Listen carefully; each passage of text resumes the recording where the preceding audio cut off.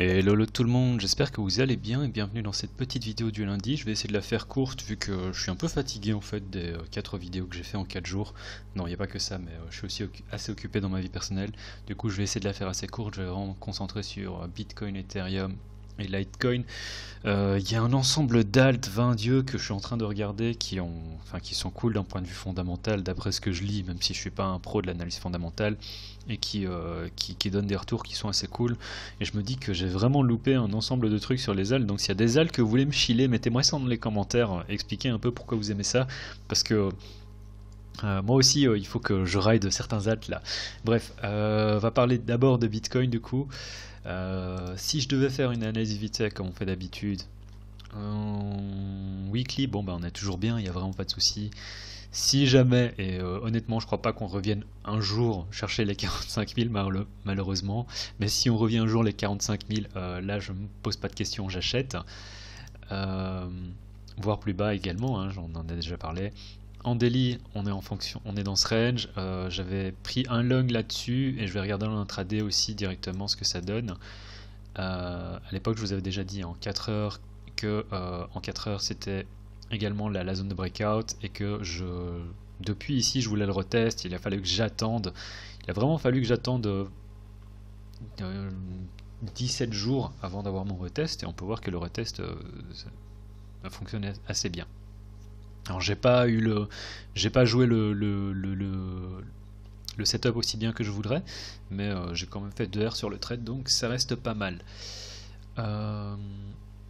Et on va passer, il n'y a pas grand chose à dire, hein. On est sur une structure de marché qui reste haussière, avec un sommet, creux, et là l'idée c'est de dire ok, on va au moins venir faire soit on vient rechercher ça ici, et du coup on vient former peut-être une contraction au niveau des prix, soit on vient directement casser et on continue une structure de marché haussière. Je parlais de structure de marché, hein, vu que j'ai fait une vidéo dessus. D'ailleurs, au passage, si vous n'avez pas vu la vidéo sur la structure de marché, n'hésitez pas à aller la voir. Celle sur le risk management également, et sur les dessins de niveau. Alors la semaine passée, j'avais dit que je voulais prendre un retest ici. J'avais déjà acheté ici, hein, vraiment, j'avais acheté à 5005, un truc 50 500. Donc j'avais vraiment eu le bottom. J'ai pris des profits assez vite, puis je suis sorti du trade à 56 300. On peut voir que c'était pas une super idée parce que du coup, ouais, voilà, on est à 58 000. Bon, c'est dommage, mais ça faisait 2 R et j'avais dit que je voulais prendre un retest ici. Et mon idée, en fait, en sortant là, c'était de voir comment est-ce que les prix allaient réagir aux 54 000 et voir si je pouvais pas reprendre à nouveau une entrée aux 54 000. On n'a pas eu le retest, donc j'ai pas eu le retest ici, j'ai pas eu le retest ici. Et je me dis qu'en fait, si j'ai voulu jouer ça, c'est à cause du nombre infinitésimaux qu'on a eu de retest ici, c'est-à-dire 1, 2, 3, 1, 2, 3, 1, 2, breakout. Et, enfin, on a eu tellement de chop ici que je crois que ça m'a laissé quelques séquelles, entre guillemets, psychologiques. Et j'avais dit, si on perdait aussi ce creux, j'étais prêt à shorter pour venir chercher les 46 000. Bon, on l'a pas eu et c'est dommage, tant mieux, je sais pas, ça dépend de la manière dont on voit ça. J'aurais bien voulu acheter encore du Bitcoin à 46 000, mais bref. Du coup, ce range, j'aurais tendance à dire en daily que c'est un peu dangereux vu qu'on est sur la partie supérieure du range. Si on regarde en daily comme ça. Ceci dit, quand je regarde le 4 heures, j'ai l'impression, et voir le 1 heure, j'ai l'impression véritablement que, et j'avais parlé de ça déjà la semaine passée, c'était que si on trouvait du support à 54 000, l'idée c'était de venir chercher, bon, dans un premier temps, les 56, mais surtout les 60 000. Pourquoi? Parce que je vois ça aussi. Alors ça, je vais l'effacer pour plus de... Je vais plutôt le... Pardon, excusez-moi. Ce que je vais faire, c'est que je vais le mettre en pointillé, comme ça, ce sera moins visible. Pourquoi? Parce que l'idée, c'est qu'en dehors de ce range en 1 heure, pour moi, on est aussi dans un... Ah, je vais l'effacer en fait. On est aussi dans un range en 4 heures. C'est-à-dire qu'ici, on a la partie inférieure du range, partie supérieure du range, milieu du range. Et c'est pour ça que quand j'ai vu qu'on n'arrivait pas sur la partie supérieure du range, je me dis waouh. Et vu que là, on est passé au-dessus, je verrais bien soit un retest ici pour ensuite aller chercher ça, voire carrément, vu la configuration en 1 heure, Et j'avais dit que je ferais plus d'analyse en 1 heure. Mais quand je vois, en fait c'est même pas en 1 heure, c'est même davantage sur une échelle de temps plus petite. C'est quand vous voyez ce genre de configuration, la manière dont on a ceci, en fait ça sert à rien que je le fasse, hein, parce que le temps que je poste la vidéo, on aura peut-être eu le breakout. Quand je vois ce genre de choses en 15 minutes, je me dis, on va pas avoir de retest ici. On va pas du tout avoir de retest. Si on a le retest, bah, tant mieux. Bah, pour moi, vraiment, c'est là où je prends un log. On a aussi cette petite liquidité là, en 15 minutes, mais qui pour moi est suffisante. Et je sais que je dois faire une vidéo sur la liquidité. Et dans tous les cas, on ne doit pas redescendre aussi bas. Le stop viendrait, on va dire, sous ici, voire ici en dessous. Mais l'idée, enfin, peut-être mettre un stop ici, c'est pas génial. Mais du coup, pour prendre un log, si on revient chercher ça ici, est-ce que ça fait un R qui est suffisant? Un 80, ouais, ça reste acceptable. Mais là, vraiment, j'ai l'impression qu'on va directement aller faire un breakout, tel qu'on est parti, et en fait, continuation pour aller chercher directement les 60 000. Où est-ce qu'on va aller à partir de là? Ça reste la question. La vérité, c'est que j'en sais rien, c'est que tout ce que tout ce que je vois, c'est que on a ce niveau-là. Alors à partir de ce niveau-là, on pourrait également continuer, hein, on pourrait en fait carrément faire hop, hop, hop, hop, hop. C'est-à-dire qu'on pourrait revenir chercher les 54 000 à partir de là. Et 54 000, du coup, c'est là où je voudrais prendre un log, véritablement, sur BTC. Voilà. Si je regarde vraiment le 4 heures, que je considère qu'on est dans un range, que ça j'efface, et que je regarde vraiment les prix qu'on a eu dernièrement, qu'est-ce qu'on a, comment est-ce que je verrai ça, c'est excès de volatilité, même chose avec l'excursion, oups, en dehors du range, et là on peut voir qu'on a vraiment le bas du range qui est défini, on vient taper une fois, deux fois, trois fois, ici on a participé du range, ici on tape 3 fois dedans, et on pourrait en fait continuer à faire soit une espèce de consolidation en range, qui mènerait, bon je sais pas si ça pourrait compter comme une épaule, tête-épaule inversée, à vous de voir, mais qui mènerait aussi à une, comment est-ce qu'on appelle ça, une contraction au niveau des prix, pour éventuellement peut-être faire ensuite les breakouts. Donc pour les, je suis pas, comme vous pouvez le voir, on est en daily, on est sous résistance. Et pourtant, je me sens pas dans l'idée de shorter ce marché, parce que là, on a eu apparemment, on a eu une news aussi, je sais pas trop c'est quoi, mais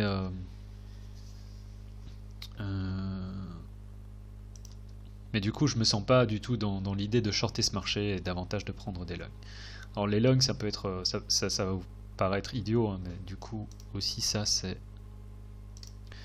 on a ce support ici, enfin résistance. Support. Si jamais on revient ici à 56 500, c'est aussi un support, mais j'ai vraiment l'impression qu'on va juste faire un mini retest, peut-être de la mèche, à venir faire une mèche aussi, en plus ça correspond à la liquidité qu'on a ici en 15 minutes, donc ça pourrait vraiment faire juste une mèche si on a la mèche, et, pour viser en fait la continuation. Ça c'est ce que je vois sur BTC, je me rends compte que je suis sur des échelles de temps qui sont petites, et c'est peut-être bien en fait que je regarde pas cette chose là, peut-être qu'on va pas la voir, ce qui serait pas plus mal, hein. Bref, voilà, ça c'était pour Bitcoin. Au passage, j'ai fait l'analyse technique sur la plateforme de recherche sponsor PrimeXBT. N'oubliez pas de checker le lien qu'il y a dans la description. Le code LCG vous donnera à 50% sur vos dépôts, et vous avez également un code. Si le code a été utilisé, s'il vous plaît, mettez-moi ça dans les commentaires, vu que je n'ai aucun moyen de vérifier si le code a été utilisé ou non. Et tant que personne ne mettra « Ah, le code a été utilisé » dans les commentaires, il n'y aura pas de nouveau code. Voilà, comme ça c'est fait. Mais donc n'hésitez pas à checker la plateforme, c'est une super plateforme et je trade moi-même dessus, c'est une plateforme qui est totalement sécurisée, je lui fais totalement confiance. C'est le sponsor aussi, si je faisais pas confiance à mes sponsors ça commencerait à être grave. Bref, voilà, Bitcoin c'est fait. Le type, j'ai l'impression que je me défais très vite de mon analyse aujourd'hui. Bref.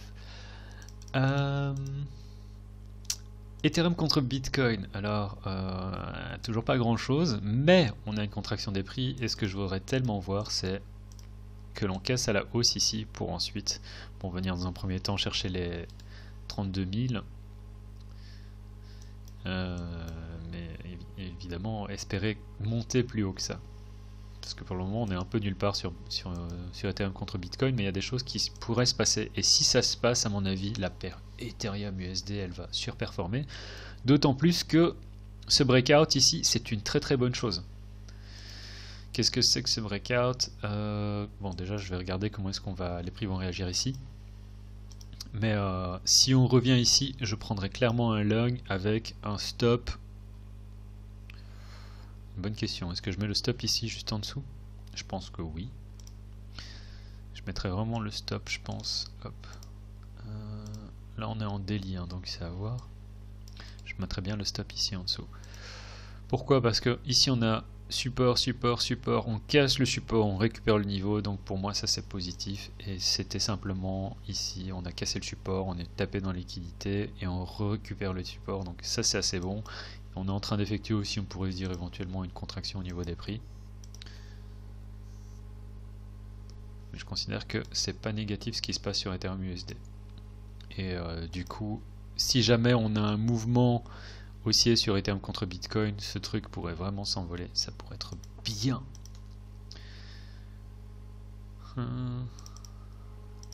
Là, on est dans la dernière pôle de liquidité qu'on a eu avant la cassure, donc on pourrait avoir un mouvement.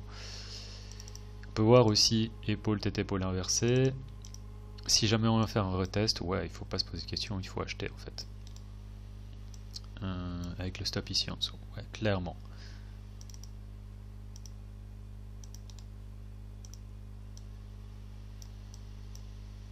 Et l'idée ce serait éventuellement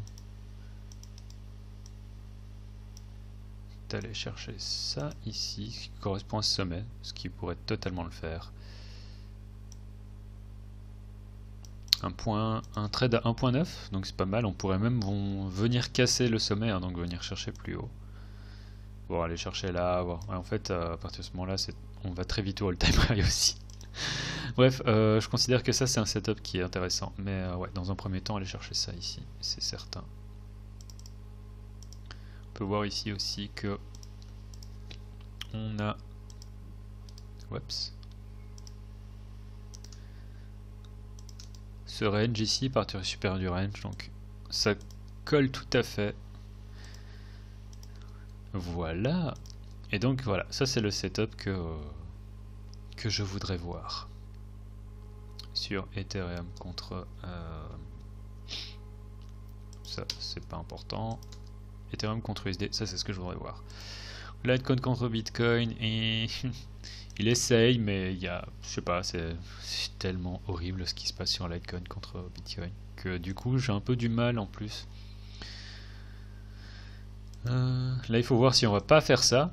Et en fait c'est marrant hein, parce que le niveau que j'avais tracé sur Ethereum contre USD, on peut voir il est là, et que Litecoin contre USD on est encore sous résistance, donc on pourrait venir encore chuter, et ça correspondrait en fait à un ensemble de choses hein, si ça se passe, c'est-à-dire que imaginons que Ethereum enfin tout simplement que Bitcoin fasse une petite retrace, justement dans la zone où est-ce que nous on veut prendre des longs,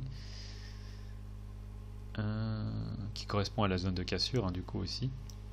Bon, en fait c'est la même chose sur Ethereum, sur Bitcoin et sur Ethereum, c'est si on vient vers une retrace ici, ça pourrait correspondre à la retrace ici sur dans cette petite zone, dans cette consolidation sur Litecoin, et c'est là qu'on voudrait prendre en fait des longs. Donc je sais pas si j'ai envie de m'exposer trop grandement au marché, dans le sens où bah, j'ai déjà un setup sur Bitcoin, j'ai un setup sur Ethereum, et bon, j'ai pas envie de prendre un troisième setup sur Litecoin parce que c'est genre très très risqué. Parce que du coup là ça fait une triple exposition, déjà double exposition, je sais pas si c'est une bonne idée. Et puis c'est tout. En dehors de ça, bon ben j'ai regardé, on va regarder vite fait, mais Solana j'ai acheté j'ai acheté un truc ici, et en vrai je vais le vouer. Tout le monde sur Twitter depuis des mois en fait me parle de Solana. Enfin, ça me parle pas, mais je vois des trucs sur Solana et je me dis ah punaise. Et je vois des trucs du genre Ethereum Killer, Ethereum Killer. Je vois ce machin et je me dis mec, on est pile poil sur la zone de résistance, enfin donc la grosse consolidation. Ça, un trade, ça se vaut. Et en fait, suite à ça, on a fait un truc du genre 40%. Donc je suis très content avec ce trade. Mais en fait, à côté de Solana, il y a tout un écosystème apparemment qui est en train de se développer. Et je sais pas si vous êtes un peu au courant. Donc si vous êtes un peu au courant, n'hésitez pas à me mettre ça dans les commentaires. Moi, je suis assez curieux de voir comment ça va se développer. J'ai pas encore vendu parce que Solana, bon bah on est all-time high, proche du all-time high, et je me dis que si on casse ce range, bah du coup, on va vraiment potentiellement partir en cacahuète entre guillemets. On va peut-être partir en mode gros run. Donc voilà, ça c'est des choses qui m'intéressent. Et pour info, il y a des choses où je suis totalement passé à côté. La pire des choses en fait c'est ça. C'est-à-dire que et là c'est aussi des trucs que j'ai vus sur Twitter. Des fois je vois des machins, je me dis ouais, ce que je mettrais pas. J'ai failli acheter ça. Alors, ce qui m'a empêché d'acheter, c'était que c'était sur KuCoin. Je me dis, oh putain, faut que je retransfère des fonds vers KuCoin. C'est vraiment le mode, c'est vraiment la paresse qui m'a pas fait acheter ça. Et on était vraiment ici, on était un peu en dessous. On était à 14 cents quelque chose, je me souviens. Donc j'aurais vraiment eu le support. Et là, je m'en veux vraiment parce que du coup, ça aurait fait un 300%, un 200%, un 300%, je crois. Ouais, un 300%. Donc là, je m'en mords énormément les doigts de ne pas avoir pris de trade là-dessus. Et c'est vrai que la prochaine fois que je vois ce genre de choses, éventuellement, j'en parle sur la chaîne et ça me forcera moi-même en fait à prendre une position parce que si je commence à en parler, en fait, je sais que je vais me dire ouais, ça vaut la peine. C'est comme ce que j'ai posté hier sur Twitter. Suivez-moi sur Twitter d'ailleurs. J'ai parlé de ça et en fait de l'énorme comment est-ce qu'on appelle ça encore? Contraction qu'on a fait. je parle plus français. L'énorme contraction qu'on avait en fait sur le RSI, en fait le fait qu'on n'arrêtait pas de taper sur la droite de tendance, et je me dis on va avoir une cassure. J'ai pris position à 78, donc c'est pas énorme, hein, mais on est déjà on est en train déjà de casser, on est all time high. Je me dis ouais, ça peut être quelque chose d'intéressant. Donc voilà. LTO, je suis dessus, je sais pas où ça va nous emmener et on verra bien. De toute façon, ça c'est un swing vu que c'est du daily et je suis pas pressé non plus. Sans oublier que le chart en BTC est cool aussi, dans le sens où on pourrait vraiment faire un run qui va nous emmener encore plus haut. Je verrais bien un truc qui pourrait encore pumper de 20 à 30% là-dessus. Donc voilà, c'est tout pour la vidéo d'aujourd'hui. C'était une petite vidéo, ça fait déjà 18 minutes, c'est déjà pas mal. En espérant que vous ayez apprécié le contenu, n'oubliez pas de mettre des likes, tout ça. C'était le cryptographe, tchuss.